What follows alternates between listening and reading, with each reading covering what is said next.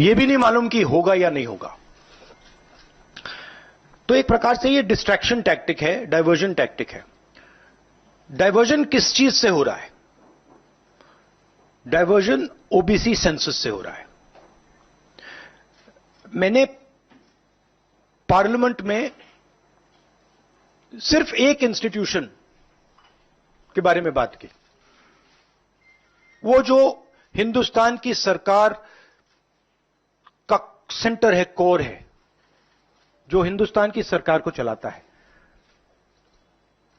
Cabinet secretary and secretaries. और उसमें मैंने एक छोटा सा सवाल पूछा। प्रधानमंत्री कहते हैं कि वो ओबीसी के लिए बहुत काम कर रहे हैं।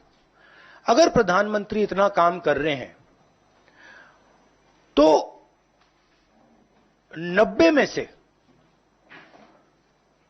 लोगों में से सिर्फ 3 लोग ओबीसी कम्युनिटी से क्यों हैं? पहला सवाल। दूसरा सवाल, मैंने यही एनालिसिस बजट को देख के की कि भैया पूरा हिंदुस्तान का बजट क्या है और ये जो ओबीसी ऑफिसर्स हैं ये इस बजट में से कितना कंट्रोल कर रहे हैं और क्या कंट्रोल कर रहे हैं। आदिवासी क्या कंट्रोल कर रहे हैं, दलित क्या कंट्रोल कर रहे हैं। ओबीसी हिंदुस्तान के 5% बजट को कंट्रोल कर रहा है, ओबीसी ऑफिसर्स।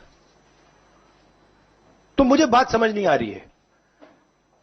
प्रधानमंत्री हर रोज ओबीसी की बात करते हैं, ओबीसी प्राइड की बात करते हैं, मगर ओबीसी के लिए किया क्या? अब जब मैंने ये बात बोली, उनका रिस्पांस बड़ा इंटरेस्टिंग है। वो कहते हैं कि लोकसभा में हमारा रिप्रेजेंटेशन है।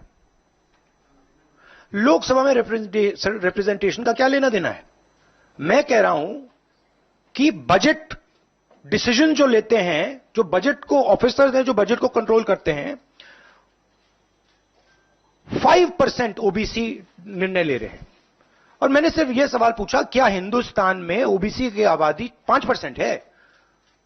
यह मैं जानना चाहता हूं। अगर 5% है तो फिर वो ठीक है, उसको मैं एक्सेप्ट करने के लिए तैयार हूं।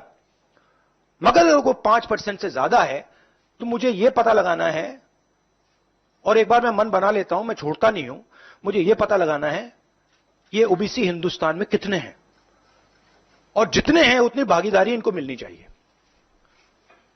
अब आप किसी लोकसभा में किसी भी एमपी से पूछ लीजिए, लोकसभा को टेंपल ऑफ डेमोक्रेसी कहा जाता है।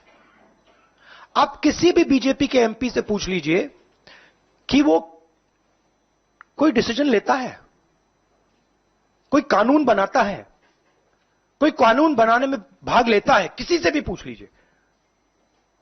बिल्कुल नहीं। ना कांग्रेस का एमपी इस लोकसभा में, ना बीजेपी का एमपी, ना कोई और इंडिया का एमपी कोई डिसीजन लेता है।